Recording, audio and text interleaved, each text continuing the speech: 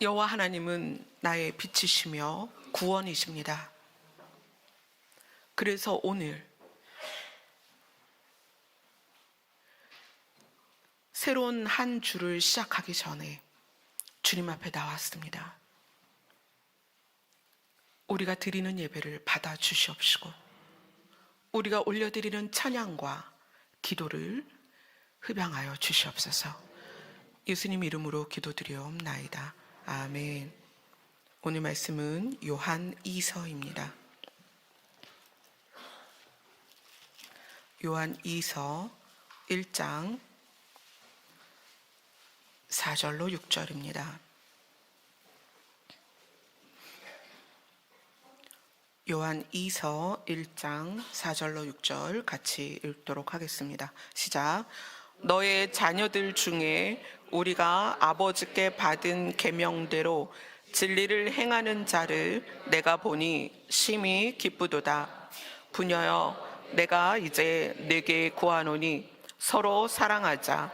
이는 새 계명같이 내게 쓰는 것이 아니요 처음부터 우리가 가진 것이라. 또 사랑은 이것이니 우리가 그 계명을 따라 행하는 것이요 계명은 이것이니 너희가 처음부터 들은 바와 같이 그 가운데서 행하라 하심이라. 아멘. 우리가 지난주에는 진리를 따라 걷는 자, 그래서 이 요한 2서에서 사도 요한이 우리에게 진리라는 아주 중요한 명제를 가지고 우리에게 알려주고 있어요. 이 진리라는 단어 앞에서 우리가 내가 알고 있는 것이 진리인가? 내가 깨닫고 있는 것이 진리인가? 라는 것이 스스로에게 질문이 될 때가 있을 것입니다. 그래서 우리가 진리에 대해서 이제 아마 다음 주까지도 계속 나눌 것 같아요. 지난주에 말씀드렸죠. 진리는 우리를 하나님을 향해 가도록 한다. 그러나 지식은 우리를 사람을 향하게 한다. 그래서 이 지식이라는 것이 얼마나 우리에게 보편적으로 깊이 들어와 있냐면 이 지식, 그러니까 하나님의 말씀을 가지고 이야기하는 거예요.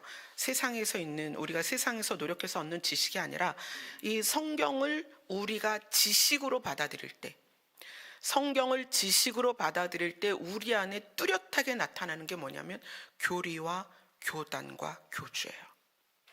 이 교리라는 것은 성경을 어떻게 해석할 것이냐, 이 부분을 우리는 무엇이라고 해석할 것이냐. 그래서 뭐 시기에 대하여, 때에 대하여, 현상에 대하여 또는 그것의 의미에 대하여 정말 많은 사람들이 임의대로 자기의 노력대로 교리를 만들어 놨고 우리는 그 교리 앞에서 선택을 하는 거예요. 내가 생각할 때 칼빈의, 또는 내가 생각할 때 또 누구의 이렇게 해서 그 라인을 따라, 뭐에 대한 라인이냐면 성경을 어떻게 해석했느냐, 그 라인을 따라 간단 말이에요. 그래서 물론 그것에 의해서 교회를 선택하지 않는 분도 많죠. 내가 간 교회가 이렇게 가르치니까 그것을 따라가기도 합니다. 그리고 내가 연구해 보니 성경은 이 말씀을 이렇게 해석해야 돼. 그러다 보니 뭘 찾아가냐면 같은 해석끼리 모이기를 좋아해요. 그래서 그게 나누어진 게 교단이죠. 뭐 꼭 그 교리 때문에 교단이 나누어지는 경우도 있지만 아닌 경우도 있어요. 누가 주도를 하냐에 따라서 교단이 나뉘기도 합니다. 어쨌거나 사람은 같은 해석을 가진 사람끼리 모이기를 좋아하고 그렇게 해서 교단이 분리가 되고 그 다음에 교주가 세워져요. 이 교리를 누가 만들었느냐, 그래서 그 라인에 서기를 좋아합니다. 그래서 그 안에서 뭘 느끼냐면 내가 옳다라고 생각한 것에 동의하는 사람들이 모여있기 때문에 거기에서 안정감을 느끼고 그 다음에 그 교리를 만든 교주가 있을 때 안정감을 느끼는 거예요. 이단들 무너지지 않습니다. 왜 무너지지 않을까요? 그 교주가 만든 교리를 완전히 받아들여서 그 교주와 그 교리를 받아들인 사람들이 똘똘 뭉치는 거거든요. 우리는 헤어지지 말자, 흩어지지 말자, 이 교리를 중심으로 모이자, 이 교주를 중심으로 모이자, 이 교단을 중심으로 모이자, 이렇게 똘똘 뭉칩니다. 왜냐하면 사람들은 어딘가에 의지되어서 내가 옳다라고 느껴져야 안정감을 느끼기 때문에 본인의 안정감을 위해서 교리든 교단이든 교주든 누군가를 찾아간다는 거예요. 안타깝게도 이것이 이단 안에서만 있는 것이 아니라 교회마다, 그래서 어느 교회는 강한 교리로, 어느 교회는 든든한 교단의 힘으로, 어느 교회는 담임 목회자의 카리스마나 지도력으로 성도들이 모이게 한다는 거예요. 근데 이것이 지식이라는 것은 결국 사람이 소유하고자 하는 것을 돕기 때문에 이것은 세워져 있을 수가 없어요. 제가 최근 5개월 동안, 5개월이면 날짜 수로는 150일입니다. 그죠? 이 150일 동안에 생각해 보니까 50일을 금식을 했어요. 제가 금식을 길게 했다고 전혀 느끼질 못했는데 150일 중에 50일을 금식했다고 생각하니까 되게 많이 한 거예요. 근데 이게 이제 어떻게 나타나냐면 이번에 이제 12월 금식 마치고 성탄절, 송구영신 이렇게 쭉 지나가면서 1월 초부터 이제 아프기 시작을 했어요. 그러니까 몸에 염증이 생기고 목이 퉁퉁 붓고 이 목에 염증이 심해서 나무젓가락을 아주 예리하게 해서 그 염증을 제가 거울 보고 파낼 정도로 그 염증이 심했고 막 온몸이 다 아프고 열이 안 나는 거예요. 병원을 갔어요. 근데 병원에서 이제 물어보잖아요. 왜 왔냐고. 그래서 목도 많이 아프고 콧물 나고 온몸이 아프다고. 근데 열을 재더니 열은 없네요. 그래서 들어가면 의사 선생님이 그냥 간단하게 몇 알 처방하고 마는데, 그리고 일주일 동안 제가 3번을 병원을 갔어요. 전혀 호전이 안 되니까. 그러니까 의사 선생님은 열이 안 나니까 괜찮다. 그리고 그렇게 지나가는 거예요. 3번째는 가서 제가 코로나 검사를 한 번도 안 해봤거든요. 근데 이제 제가 스스로 독감 검사를 좀 해봐라 나를. 이게 아무래도 독감 같다. 그 증상들이. 의사 선생님은 열이 안 나니까 괜찮다. 그래서 일단은 이제 검사를 했는데 독감은 아니에요. 근데 그렇게 하면서 집에 돌아오면서 생각이 내 면역 체계가 염증과 싸우질 않는구나. 우리 몸에는 면역 체계가 있어서 바이러스나 어떤 균들이 들어왔을 때 그것과 싸울 때 나타나는 신체 반응이 열입니다. 열 나는 게 무조건 나쁜 건 아니에요. 그래서 사람이 열이 나면 이 사람 안에 바이러스가 있거나 염증이 있구나라고 아는 거예요. 그래서 근데 이제 또 열이 너무 올라가면 이제 뇌에 치명적인 영향을 주기 때문에 그래서 이제 열을 낮춰주는 거지, 열 나는 것 자체가 문제는 아니라는 거예요. 열이 있음으로 해서 내 몸 안에 뭔가 문제가 생겼다는 걸 아는 거죠. 근데 내 몸에 문제가 생겼는데 열이 안 나는 거예요. 그리고 나서 한 열흘 지나니까 이제 식은땀이 나기 시작하는 거예요. 근데 이제 이 식은땀도 이제 면역 반응이거든요. 내 몸이 지금 안 좋다. 그리고 이제 이 식은땀을 새벽마다 이제 흘리기 시작을 했어요. 그래서 제가 아무리 뭐 옷을 깨끗이 입고 여러분 앞에 쓰던 뭐 좋은 걸 먹던 간에 제가 이제 면역력이 회복이 안 되면 힘들겠다. 그래서 그때 아플 때 3번의 부고를 받았는데 노예에서 온 부고도 있었고 인터넷 성도님에 의한 부고도 있었고 우리 성도님의 부고도 있었는데 제가 가지를 못했어요. 그래서 일단 2월 달에는 면역력을 높이는 거에 주력을 해야 되겠다. 그래서 뭐 보시다시피 뭐 몸무게는 잘 올라가고 있지만 그게 아니라 면역력이 안 올라가고 있으니까 그래서 좀 쉬어야 되겠다. 그래서 지금 예정된 주례가 있어요. 대구에 가서 주례를 서야 되는데 주례와 이제 예정됐던 신방들이 있어서 그런 거는 이제 진행을 하고, 그리고 2월 중에는 최대한 외부 활동은 자제하고 교회에 있어야 되겠다. 좀 면역력이 올라갔으면 좋겠다. 이런 생각을 했어요. 그러니까 사람이 면역력이 없으면 명품을 둘러도 반드시 쓰러집니다. 그런데 신앙생활이 진리가 빠지면 반드시 무너집니다. 진리가 없이 교리나 교단이나 교주나 담임 목회자에 의하여 교회를 다니면 반드시 무너집니다. 그래서 진리를 아는 것이 중요하다는 거예요. 지난주에 내가 진리 안에서 너희를 사랑하며, 요한이 얘기했죠. 나뿐만 아니라 진리를 안 모든 자들도 그러함은 우리 안에 거하며 영원토록 우리와 함께 할 진리 때문이다. 지난주에 우리가 그래서 진리로 걷는 것에 대해서, 삶을 진리로 걷는 것에 대해서 이야기를 했습니다. 진리가 무엇일까요? 진리라는 것은 어떤 상황에서도 참인 명제입니다. 거짓이 될 수가 없어요. 참으로서의 필요 충분 조건을 다 갖추고 있어야 진리라고 말을 한다는 거예요.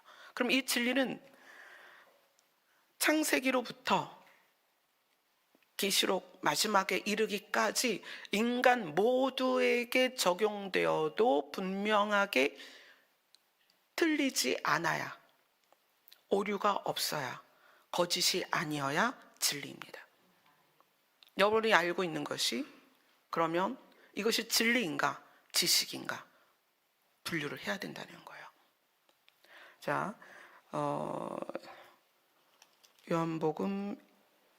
요한 1서로 갈게요. 요한 1서 1장 5절.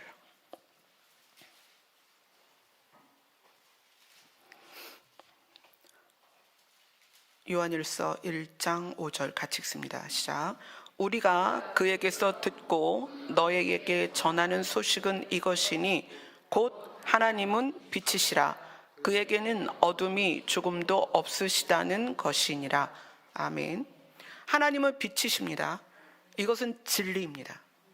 아담으로부터 해서 계시록 마지막 천년왕국에 들어가기 직전, 예수님의 재림 직전까지 사는 모든 세대의 남녀노소를 막론하고 모두가 오케이를 할 수밖에 없는 것이 진리라는 거예요. 근데 그게 뭐다? 하나님은 빛이시다. 그래서 사람은 빛에 의하여 빛으로 말미암아 사는 것입니다. 하나님은 빛이십니다. 이게 진리예요. 지금 진리에 대해서 몇 가지를 보는 거예요. 그 다음에 요한일서 4장으로 갑니다. 요한일서 4장 8절.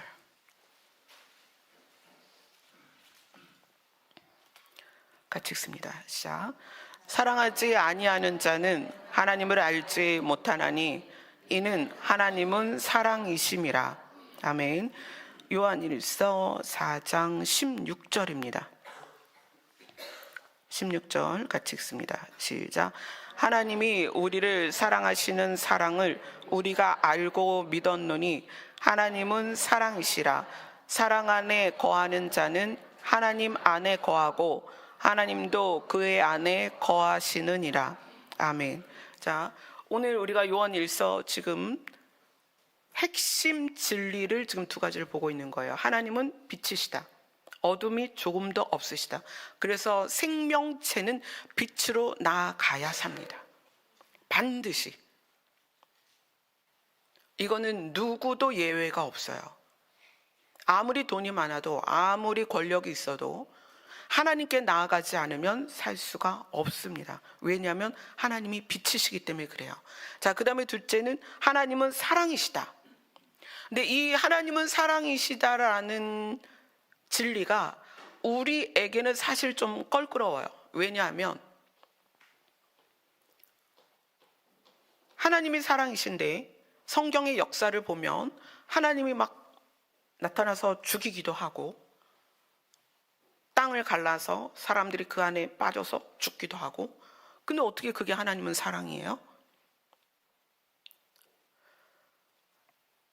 하나님이 사랑이시라는 것은 우리가 이 땅을 사는 것이 최종이다, 이 땅을 사는 게 다다라고 생각할 때는 이해를 할 수가 없어요. 근데 하나님은 우리에 대하여 이 땅, 지구를 말하는 거예요. 지구에서 사는 것이 다가 아니기 때문에 우리에게 오셔서 내가 신이다, 내가 하나님이다. 왜냐하면 너희는 이 지구에서 사는 게 다가 아니야. 그 다음이 있어.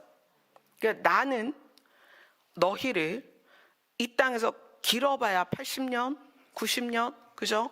100세 시대라고 해서 100세까지도 사시기는 하지만 80년, 90년, 100년밖에 못 사는 우리를 향해서 너희가 디디고 있는 이 지구에서의 삶이 끝이 아니야. 내가 너희에게 영원한 세계를 줄 거야. 영원한 세계란 뭐다? 시간이 없는 세계다. 우리가 이 째깍째깍째깍하고 지나가는 시계의 시간에 의하여 초조하기도 하고 불안하기도 하고 지루하기도 하고 우리의 개념 안에는 시간이 들어있단 말이에요. 근데 하나님은 우리를 그런 공간에서, 그래서 낡아지고 시들어가는 우리를 꺼내서 하나님의 공간으로 옮기고 싶어 하신다는 거예요. 그런데 그렇게 옮겨져야 되는 첫 번째 조건이 뭐냐면 사람이 신을 인정해야 된다는 거예요. 그런데 어떤 사람은 하나님을 인정하고 신이 있는 것도 아는데 그 다음 단계로 못 가는 거예요. 그 다음 단계는 뭐냐면 신을 인식하는 삶이에요. 신을 인식하는 삶이란 죄를 지을 수 없다는 거예요. 악하게 살 수 없다는 거예요. 그런데 신이 있다는 걸 알고 신을 깨달았음에도 삶이, 우리가 걷는다, 오늘 제목이 명령을 따라 걷는 자 이렇게 나와 있는데, 인생을 살아가면서 하나님을 아는 것과 인식하는 삶을 사는 것이 같이 가지를 못한다는 거예요. 하나님을 아는데 삶은 하나님을 인식하는 삶이 아니라는 거예요. 그건 무슨 문제예요? 죄의 문제예요. 그래서 하나님이 죄에 대하여 다루시는 거예요. 너희들이 죄를 끊어내지 않으면 죄와 함께 사망에 들어가니까 나는 너희를 잃고 싶지 않고, 그래서 율법을 통하여서 뭘 얘기하세요? 죄에 대한 결과, 사망이다. 너희는 죄를 지으면 안 돼. 그래서 죄에 대한 결과로서의 사망을 하나님이 등장하셔서 많이 보이신다는 거예요. 죄인의 결과가 사망이 아니고 죄의 결과가 사망이에요. 그래서 우리가 이 땅에서 살아있는 동안에 내가 죄인인 것이 깨달아졌을 때 언제든지 어디로 와라? 빛으로 와라. 어둠이 없는 빛으로 와라. 나의 이름을 불러라. 네가 지금 어둠 가운데 있고 죄악 가운데 있고 해결하지 못한 것이 있다 해도 괜찮아. 나를 부르면, 나를 찾으면, 나에게 오면 내가 너를 살릴 것이다. 이게 하나님에게 있는 근본적인 사랑에서 출발된 메시지라는 거예요. 사랑이 없으면 하나님이 우리를 향해서 배신감이 들 거예요. 그렇지 않아요? 여러분 어머니 뱃속에서 나올 때 뭐 갖고 나오셨어요? 집문서 갖고 나오셨어요? 아니면 금 한 10돈 가지고 나오셨어요? 여러분이 어머니 뱃속에서 나올 때 아무것도 가지고 나오지 않았습니다. 누구처럼? 아담처럼. 아담이 태어나 보니 다 있었습니다. 여러분이 태어나 보니 다 있어요. 그 다 있는 것을 우리는 누리다가 가는 것뿐이에요. 누구에 의해서? 하나님에 의해서 우리에게 주어진 것을 누리다 가는 거예요. 그런데 그것조차도 우리는 얼마나 욕심이 많아요. 쟤네 집은 몇 평이야? 쟤네 차는 몇 cc야? 쟤는 다이아몬드가 몇 캐럿이야? 이게 우리라는 거예요. 하나님은 사랑이시다라는 것이 뭐냐면, 내버려 두어도 되는 우리에 대하여, 우리가 스스로 악하고 우리가 스스로 악을 향하여 가고 우리가 스스로 나를 위하여 살아가는 존재임에도 불구하고 하나님은 살리길 원하신다는 거예요. 뭐 때문에? 우리가 헌금 많이 해서요? 우리가 교회에서 봉사 좀 했다고? 목사 좀 해서 설교 좀 한다고? 그래서 하나님이 우리를 살릴까요? 아니에요. 하나님 그분이 사랑이기 때문에 우리를 살리는 거예요. 하나님 그분이 사랑이시기 때문에 우리가 어떤 상황에 있어도 우리를 향해서 말씀하시는 거예요. 나에게로 와라. 내 이름을 불러라.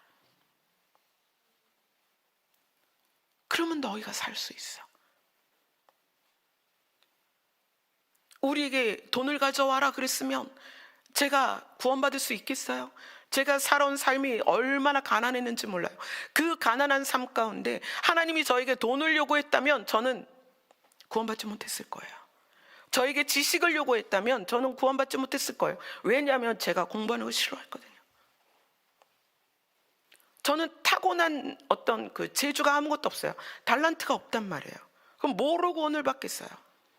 근데 하나님은 사랑이시기 때문에, 사랑이 뭐라고 그랬어요? 살리는 것이다. 하나님은 살리는 것에 대한 본능을 가지고 계셨기 때문에 우리가 어떤 죄인이어든 죄악 가운데 있어도 하나님은 부르시는 거예요. 하나님을 거절하고 신을 없인 여기는 우리에 대하여 말씀하시는 거예요. 나에게로 와라. 내 이름을 불러라. 내가 너를 살려줄게. 진리는 무엇이냐? 하나님이 누구신지를 아는 것입니다. 이거는 교단과 교리를 떠나서 목회자가 누구고 교회가 어디고 상관이 없어요. 교회가 몇 사람이 모이고 몇백 명이 모이고 몇만 명이 모여도 상관이 없습니다. 하나님은 누구시냐? 우리를 사랑하는 분이라는 거예요. 우리의 신앙이 진리에서 세워지지 않으면 어떤 부작용이 생기느냐? 목사님이 앞에서 이렇게 설교합니다. 여러분, 이제 교회가 건축하는데, 자, 벽돌 헌금도 하고, 여러분 그동안 하나님께 받은 복이 있으니 여러분 힘써서 헌금합시다. 그래야 하나님 기뻐하십니다.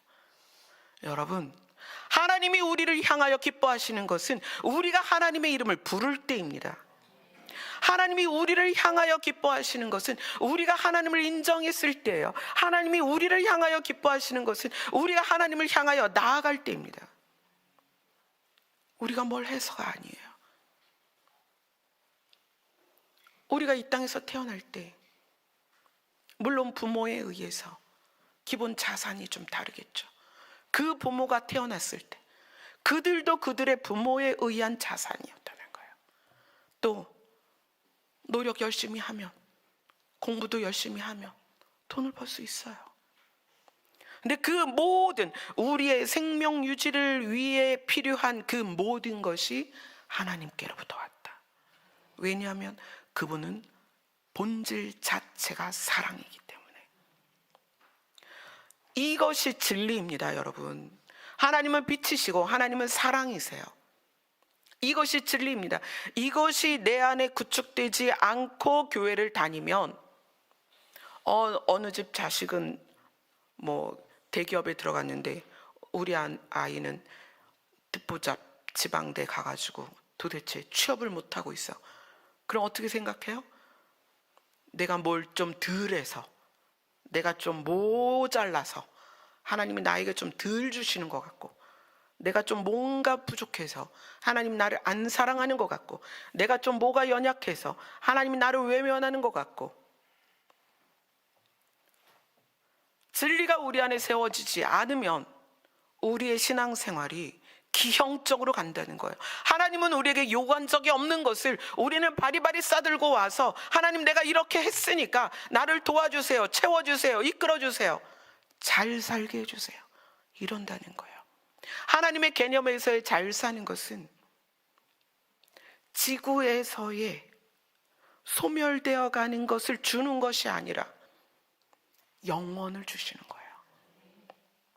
그게 하나님의 소원이라는 거예요. 이 땅에서의 삶을 그렇다고 무가치하게 이야기하는 게 아니에요. 앞으로 제가 이제 그 천년왕국에 대해서 이야기를 할 건데, 그러면 여러분이 좀 더 이 땅에서 사는 것도 열심히 살게 될 겁니다. 오늘 본문을 보도록 하겠습니다. 요한이서 1장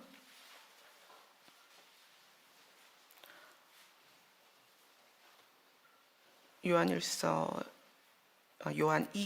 1장 4절 같이 읽겠습니다. 시작. 너의 자녀들 중에 우리가 아버지께 받은 계명대로 진리를 행하는 자를 내가 보니 심히 기쁘도다. 진리 안에서 걷는 자를 보니 내가 심히 기쁘다. 진리를 행하며 살아가는 너희들의 모습을 보니, 진리 안에서 걷는 것을 보니 내가 심히 기쁘다. 이때 당시에, 그러니까 기독교가 핍박받던 때죠. 이때는 사자굴에 들어가서 온몸이 찢기기도 하고 화형을 당하기도 하고, 그래서 숨어 지내며 살던, 그래서 사도 요한을 제외한 모든 제자들이 전부 순교했던 그 시절에 진리 안에서 걷는다는 게 뭘까요? 자, 하나님은 빛이시다. 하나님은 사랑이시다. 그래서 절대로 하나님을 놓을 수가 없는 거예요. 그리고 하나님의 사랑 안에서 세워진 하나님의 계획이 있어요. 여러분, 그것이 뭐냐면 하나님께서 예수 그리스도를 통하여 우리를 하나님의 나라로 데려가는 것이 하나님의 계획입니다. 이것이 완전히 우리 안에 들어와야 그것이 진리의 터를 세운 믿음이 되는 거예요. 진리는 복잡하지 않습니다. 아주 명료하고 단순해요. 하나님은 빛이시다. 생명체는 빛을 향해 가야 산다. 하나님은 사랑이시다. 그 사랑의 결과가 뭐다? 우리를 하나님의 나라로 데려가는 것이다. 그러면 하나님께 나아가고 하나님의 나라로 가는 것, 하나님의 나라로 가는 것에 대한 소망이나 그것에 대한 구체적인 나의 바람이 없으면 우리의 신앙생활은 또다시 지식으로 빠지는 거예요. 교리와 교단과 교주로 빠지는 거예요. 하나님의 나라를 향하여 가는 것. 이 핍박받던 시절에 그 진리, 하나님께서 예수 그리스도를 통하여 그 당시 유대인들을 하나님의 나라로 데려가기를 소원하는 그 진리를 받아들인 자들이 목숨을 걸고 신앙생활을 하고 있는 거예요. 근데 그러한 상황에서 그 진리 안에서 걷는 자들에게 5절을 사도 요한이 이야기를 하고 있습니다. 5절을 같이 읽습니다. 시작. 부녀여, 내가 이제 내게 구하노니 서로 사랑하자. 이는 새 계명같이 내게 쓰는 것이 아니요 처음부터 우리가 가진 것이라. 요한이 부녀에게, 이거는 이제 교회에 있는 여인들에게, 그러니까 환난과 핍박 가운데 가장 치명적으로 고통을 당할 수밖에 없는 자녀를 키우고 있는 여인들에게 이야기하는 거예요. 내가 이제 너희에게 구하노니, 여기에서 구하노니는 어떻게 해석을 해야 되냐면 간청한다. 내가 이제 너희들에게 간청한다. 서로 사랑하자. 서로 사랑하자. 얼마나 두렵고 무서운 때예요. 예수님이라는 어떤 존재를 말하는 것만으로도 잡혀가는 때에 마음이 강팍할 수밖에 없고 사나울 수밖에 없고 자기 방어가 강할 수밖에 없는 그때에 요한이 말하는 거예요. 내가 이제 너희에게 간청하오니 서로 사랑하자. 이는 새 계명같이 너희들에게 말하는 것이 아니다. 새로운 명령을 하는 것이 아니다. 뭐라고 얘기해요? 처음부터 우리가 가진 것이다. 이렇게 얘기해요. 처음부터 우리가 가진 것이다. 처음부터 우리에게 주셨던 말씀이다. 이렇게 얘기해요. 6절을 같이 읽습니다. 시작. 또 사랑은 이것이니 우리가 그 계명을 따라 행하는 것이요. 계명은 이것이니 너희가 처음부터 들은 바와 같이 그 가운데서 행하라 하심이라. 요한이 이야기합니다. 내가 너희에게 간청하는데 서로 사랑하자. 이거는 내가 새로운 명령을 너희한테 말하는 것이 아니고 원래부터 있었던 거야. 처음부터 있었던 거야. 사랑이 무엇이냐 하면 우리가 예수님이 주신 명령을 따라 사는 것, 예수님이 주신 명령을 따라 걷는 것이다. 사랑이란 것은. 그럼 예수님이 주신 명령은 무엇이냐? 너희가 처음부터 들은 바와 같이 그 처음부터 들은 그 진리 가운데서 걷는 것이다. 이렇게 얘기해요. 좀 비비 꼬은 것 같아서 좀 어렵죠. 근데 요약하자면 요한이 그 핍박받던 그리스도인들이죠. 기독교인들에게 이야기하는 거예요. 내가 너희들에게 정말 간청하는데 환경은 어렵지만 너희들이 서로 사랑해야 돼. 먹고 살기 편할 때가 아니었습니다. 모든 제자가 요한 말고는 다 순교했습니다. 그런 가운데에서 부탁하는 거예요. 내가 너희에게 간청하는데 서로 사랑하자. 이거는 내가 새로 명령을 하는 게 아니야. 원래부터 있었어. 처음부터 있었어. 그래서 오늘 본문 5절, 6절이 처음부터 우리가 가진 것, 처음부터 들은 바, 이렇게 이야기를 하고 있어요. 사랑은 무엇이다? 하나님의 명령, 예수님의 명령을 따라 인생을 사는 것이다. 이렇게 얘기해요. 그럼 그 처음부터 들은 게 뭐냐는 거예요. 처음부터 들은 게. 자, 요한 1서로 갑니다. 요한 1서 2장 24절.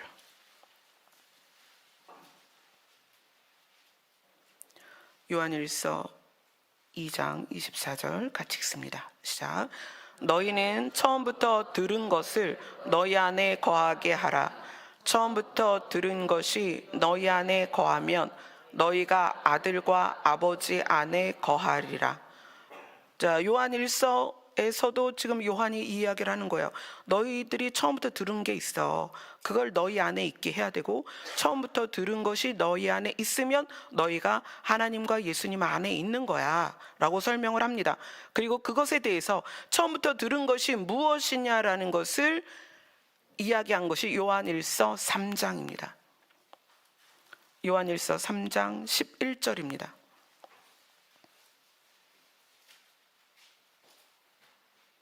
같이 읽습니다. 시작.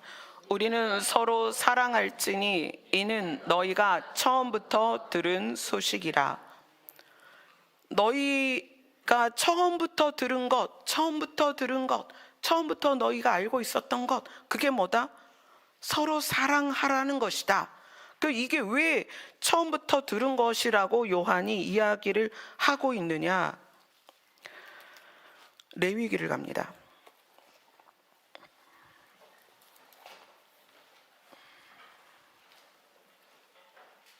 레위기 19장 18절입니다. 구약성경 176페이지입니다.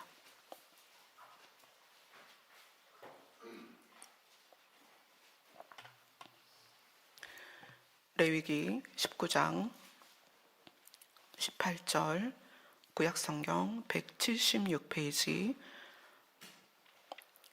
18절 같이 읽습니다. 시작.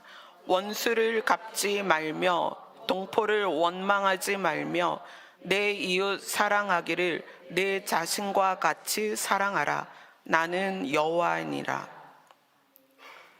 하나님이 이스라엘 백성에게 율법을 주시면서 나는 하나님이야. 하나님이 원래 그 본질이 사랑이기 때문에 그 본질이 사랑이신 하나님께서 이스라엘 유대인들에게 이야기하는 거예요. 내 이웃 사랑하기를 네 자신같이 사랑해라. 여러분 이웃 멀리 갈 필요 없습니다. 여러분 옆에 있는 여러분의 아내와 여러분의 남편, 여러분의 부모, 여러분의 자녀가 여러분의 이웃입니다. 거기부터 시작하세요. 제가 이것에 의해서 고민할 때가 있었어요. 막 이렇게 사역자들이 막 글로벌하게 사역을 하니까 그런 분들을 대하면 제가 이제 되게 사역에 위축될 때, 그러니까 남편이 목회하고 저는 사모로서 밥하고 있을 때, 그때였어요. 맨날 이제 40인분 밥하고 있을 때였는데, 내 이웃을 사랑하기를 내 자신과 같이 사랑하라. 근데 그 이웃을 사랑하는 것에 대한 가장 아름다운 것이 선교죠. 선교사로서 오지에 가서 복음을 전하고 오지에 있는 사람들에게 사랑의 손을 내미는 그분들을 보면 대단하기도 하고 감사하기도 하고 놀랍기도 하지만 또 나는 지금 뭐 하고 있는 거지? 이럴 때가 있어요. 여러분 없으세요? 저는 그랬어요. 나는 지금 뭐 하고 있지? 맨날 밥이나 하고 막 그럴 때가 있었어요. 근데 그때 너의 이웃이 누구냐? 너의 이웃은 너로 말미암아 파생된 모든 관계다. 그 저로 말미암는 파생된 관계, 남편인 거예요. 내 남편을 저처럼 사랑해 본 적이 없거든요. 여러분 그러세요? 여러분 아내가 자기 몸처럼 느껴지세요? 기용 형제님? 네, 네라고 했어요. 네. 여러분의 아내와 여러분의 남편이 여러분의 이웃입니다. 담장 넘어 이웃 생각도 하지 마세요. 여러분 담장 안에 있는 이웃부터 생각하세요. 내 아내, 내 남편, 내 자녀, 내 부모. 그 이웃부터 사랑하는 것이다. 그래서 제가 놀랐어요. 저는 글로벌하게 어딘가에 뭔가 들고 막 가야 될 것 같은데 그게 아니라 남편을 그러고 막 쳐다보니 참 뭐라 그럴까요? 까마득한 어떻게 사랑할까? 그랬던 때가 있었어요. 근데 왜 하나님이 우리에게 이걸 명령하시느냐? 하나님 자신이 사랑이기 때문에. 내가 사랑이기 때문에 너희를 지금 구원하고 있는 거 아니니? 그러니까 너희도 내 이웃을 네 몸처럼 사랑을 해라 라고 명령을 하시는 거예요. 그런데 이 율법을 받은 유대인들은 이 말씀을 지키기는 해야 되겠는데 이 말씀을 지켜야 되겠다라고 마음 먹는 동기가 뭐냐면 율법을 지키지 않으면 안 지킨 것에 대한 처벌이 있었다는 거예요. 벌이 있었단 말이에요. 그러니까 복은 받고 싶고 그래서 이웃을 사랑하라 하니 이웃은 사랑해야 되겠고 그래서 벌 받지 않으려는 노력으로서 율법을 지켰다는 거예요.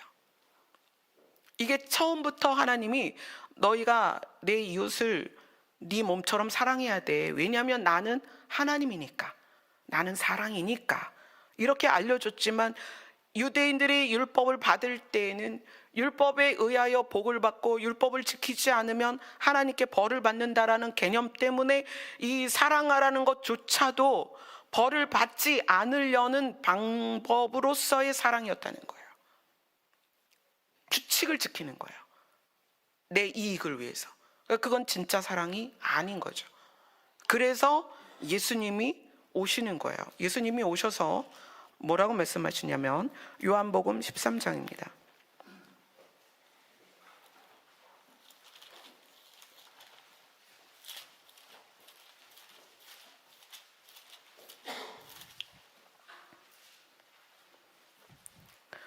요한복음 13장 34절 35절입니다.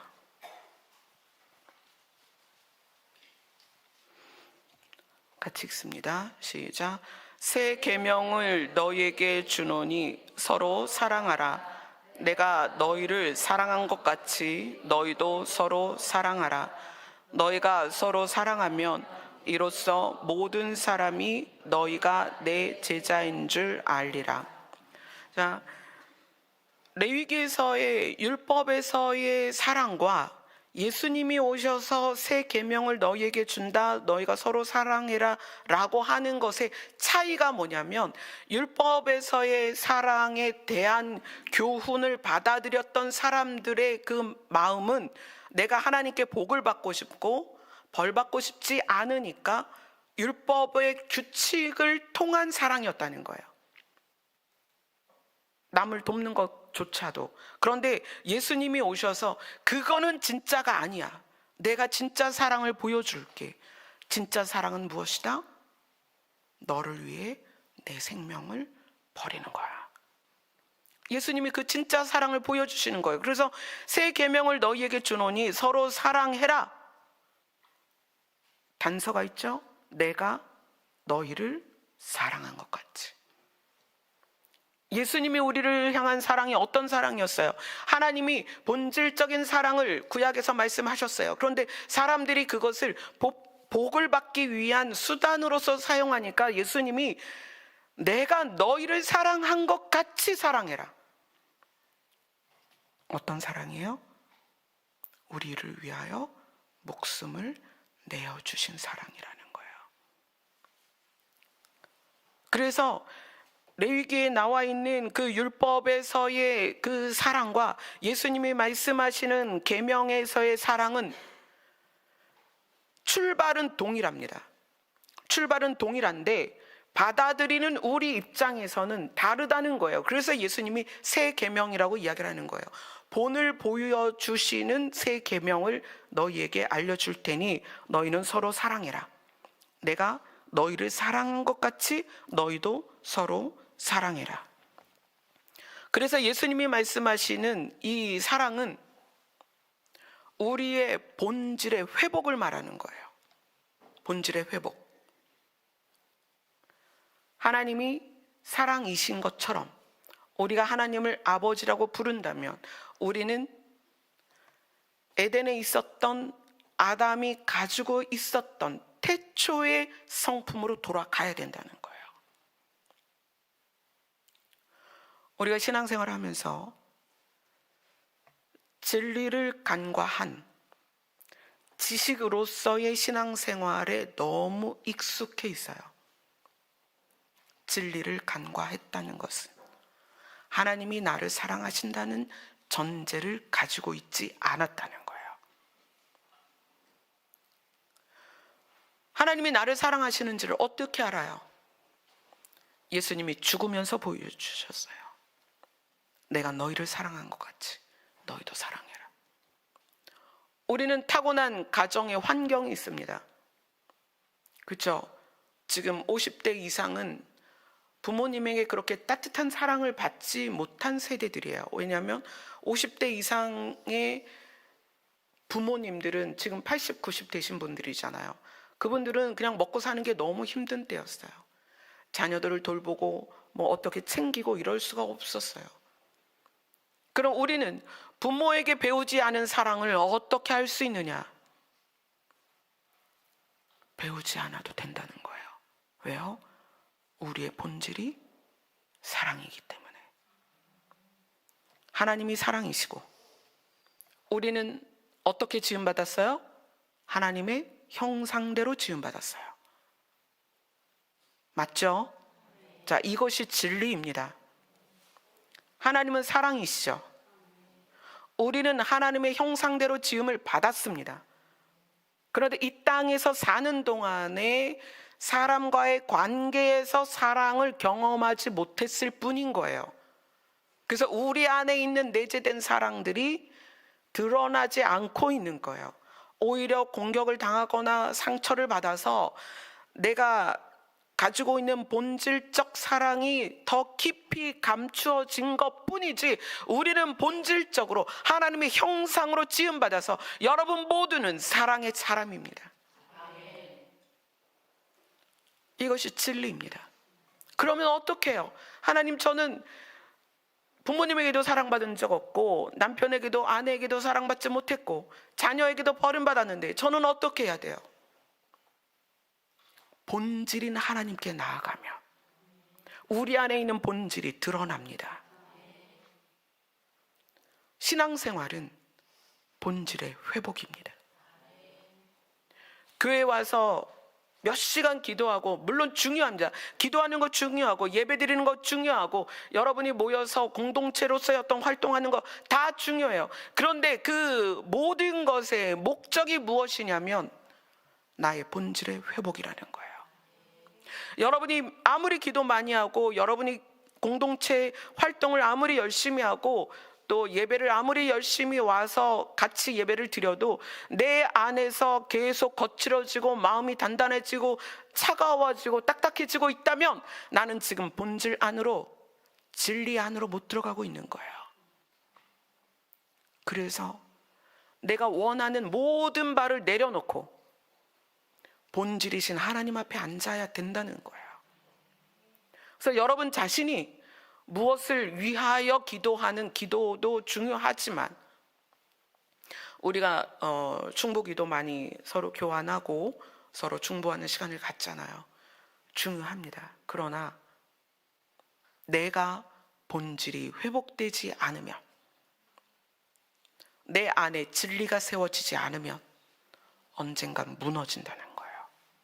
내 안에 진리가 세워지지 않으면 언젠가는 교리를 쫓아가고 교단을 쫓아가고 교주를 찾아가는 거예요. 나를 좀 든든히 잡아줄 만한 어떤 공동체, 나를 좀 든든히 잡아줄 것 같은 어떤 목회자, 나를 좀 든든히 즐겁게 기쁘게 해줄 만한 어떤 내용들, 그렇게 찾아간다는 거예요.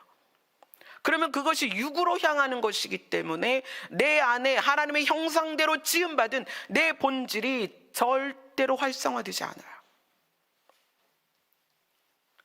진리는 하나님께로 가야 내 안에서 강해집니다. 그걸 추구해야 돼요. 하나님이 빛이시고 하나님이 사랑이시기 때문에 내 본질이 사랑으로 바뀌어 가도록, 물론 지금은 모두가 좀 차원이 다르죠. 낮은 단계에 있을 수도 있고 좀 더 성숙할 수도 있어요. 그러나 우리가 달려가는 것은, 여기서 말하는 것처럼 명령을 따라 걷는다는 것은, 명령을 따라, 예수님이 주신 새 명령을 따라 걷는다는 것은 점차적으로 성장한다는 거예요. 어디까지? 그리스도의 장성한 분량까지. 여긴 누구도 완성이 없습니다. 우리의 완성은 어디에서냐? 시온에서 예수님 앞에 섰을 때, 그때 우리가 변화된 몸으로, 성화된 몸으로 주님 앞에 서게 될 것입니다. 그때는 이제 노력하지 않아도 돼요. 본질로서 살 거니까. 근데 지금은 이 땅에서 사는 동안에 우리는 끊임없이 본질의 회복을 위하여 살아야 된다는 거예요. 그래서 여러분의 신앙생활이 지식을 향하여 가고 있느냐, 진리를 향하여 가고 있느냐를 늘 여러분이 점검을 해야 됩니다. 우리의 걸음은 육체 가운데서 가고 있기 때문에 까딱 잘못하면 바로 지식으로 빠져버려요. 그래서 드러나는 것과 보여지는 것과 그 다음에 내가 어떻게 세워지느냐, 그거를 보게 된단 말이에요. 그럴 때 다시 우리의 걸음을 어디로? 진리로 돌이켜야 된다는 거예요. 그래서 진리로 돌이키면 어떻게 돼요? 우리 안에 본질이 회복되고 빛이 충만해지면 밝고 따뜻해집니다. 여러분의 눈빛이 따뜻해져요. 언어가 따뜻해져요. 여러분의 심장이 따뜻해진다는 거예요. 그리고 본질이 회복된다는 것은, 여러분 정말 이거 대부분의 사람들이 이렇게 착각하고 있는데, 내가 친절할 때가 있고 내가 화를 낼 때가 있는데, 내가 친절할 때가 진짜라고, 내가 진짜 모습이다. 내가 화를 낼 때는 너 때문이야. 너만 안 그러면 나는 화를 내지 않아. 이렇게 생각하거든요. 아닙니다. 오해입니다. 내가 본질 가운데 진짜 사랑으로 가득해지면 어떤 상황에서도 친절하고 따뜻합니다. 설사 상대가 실수를 하거나 나를 모욕을 하거나 상대가 무슨 잘못을 해도 내가 그에게 말하는 말투와 그에게 하는 행동이 절대 무례할 수 없다는 거예요. 근데 어떤 사람은 친절할 때는 뭐 간까지 쓸개까지 다 빼줘요. 그런데 뭔가 틀어지면 막 퍼붓고 난리를 쳐요. 왜 그러죠? 본질로서의 친절이 아니기 때문이에요. 그래서 여러분 안에 이런 이중적인 모습이 있다면 우리는 더 열심히 빛 가운데로 가야 합니다. 우리에게 이런 이중적인 모습이 있다면 이것은 나는 가짜다라고 말씀하셔야 됩니다. 우린 가짜입니다. 대부분이 가짜예요. 그래서 진리를 향해 가야 되는 것이고 진리를 통해서 바뀌어야 되는 것이고 진리로 세워져야 되는 거예요. 우리 사실 다 대부분 가짜입니다. 우리의 친절, 우리의 부드러움 거의 자기를 위한 친절, 자기를 위한 부드러움이라는 거예요. 상황이 바뀌면 내가 거절되거나 손해보거나 내가 오해를 받거나 또는 억울한 일이 있거나 막 이러면 달라지잖아요. 우리 다 그렇잖아요. 자신 있게 어떤 상황에서도 내 말투와 내 눈빛이 나의 온도가 절대 변하지 않는다. 누가 말할 수 있어요? 말할 수 없단 말이에요. 그래서 우리가 생명이 되시고 빛이 되시고 사랑이신 하나님께로 나아가는 거예요. 우리의 본질을 이 땅에서 회복해야 됩니다. 왜 자꾸 성경이 그것을 말하느냐? 왜 귀찮게 좀 헌금하고 교회에서 봉사 좀 하면 그냥 딱 구원해 주시면 좋겠는데 왜 우리의 본질을 자꾸 말씀하시느냐? 나 불편하게 왜 본질을 말씀하시느냐? 우리를 살리기 위함입니다. 우리가 본질을 회복하지 않고 진리 가운데 가지 않으면 우리는 무너집니다. 여러분 지금은 평안한 때고 지금은 넘쳐나는 시기예요. 근데 여러분에게 만약에 여러분의 물질이 막혀버리고 길거리에 나앉고 자녀가 죽고 남편이나 아내가 세상을 떠나고 이런 황망한 상황이 됐을 때에도 우리의 믿음이 여전할 수 있겠냐는 거예요. 우리가 지금은 내 믿음을 여기 와서 증명시키는 것 같지만 여러분의 상황이 바뀌면 다르다는 거예요. 그래서 우리가 진리 안에 있는 것, 내가 이 땅에 속하여 사는 것이 아니라 내가 이 땅에 속한 것을 구하는 것이 아니라 하나님이 왜 우리에게 이렇게 진리를 말씀하시는가? 하나님의 나라로 데려가기 위함이다. 그래서 우리가 어떤 상황에서도 그 진리를 붙잡고 이 땅에서 승리할 수 있어야 되는 거예요.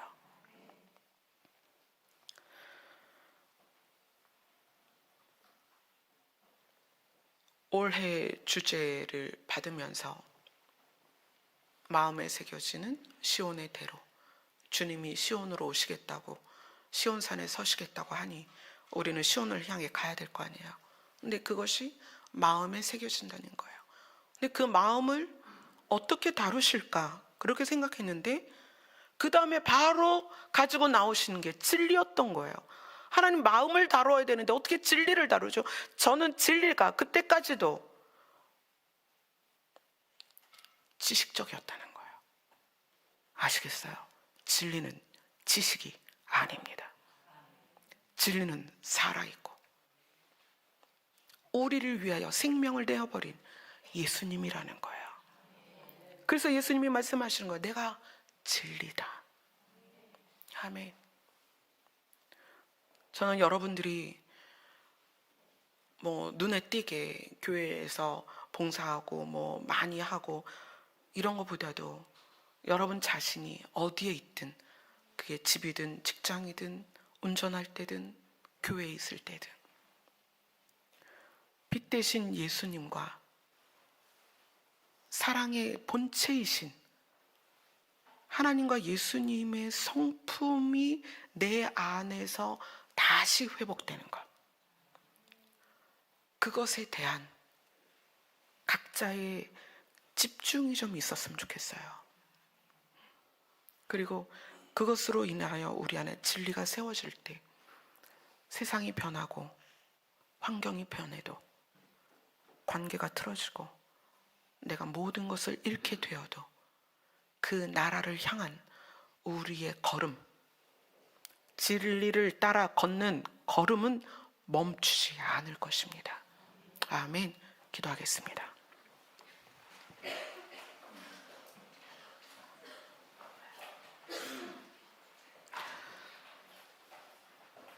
진리 안에서 걷는 걸음으로 예수님이 우리에게 주신, 예수님께서 본을 보여주신 그 명령을 따라 걷는 걸음으로 이 세상을 이기게 하여 주시옵소서. 세상은 우리를 이해할 수 없지만 우리는 진리 안에서 아버지를 바라봅니다. 그분이 우리를 얼마나 사랑하시고 또 우리에게 주시고자 하는 그 하나님의 나라에 대한 소망을 하나님이 우리에게 얼마나 넣어주고 싶으신지를 깨닫게 하여 주시옵소서. 그래서 우리의 걸음이 진리와 함께하는 걸음이 되게 하여 주시옵소서. 예수님 이름으로 기도드리옵나이다. 아멘. 진리를 따라 걷게 하시는 사랑의 하나님, 위대하신 하나님을 찬송하겠습니다.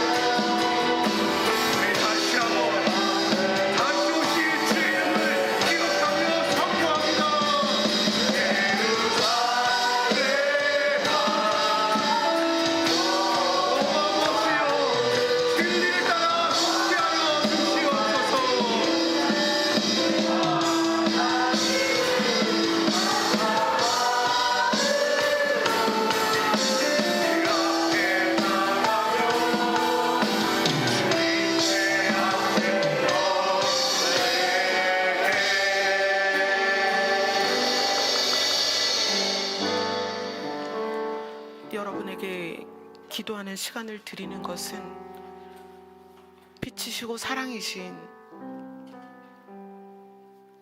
하나님께 나갈 수 있는 기회를 드리는 거예요. 여러분이 그분의 이름을 부를 때 그분은 기쁘게 여러분을 만나 주십니다. 여러분이 그분의 이름을 부를 때 여러분의 본질을 하나님께서 회복시키십니다.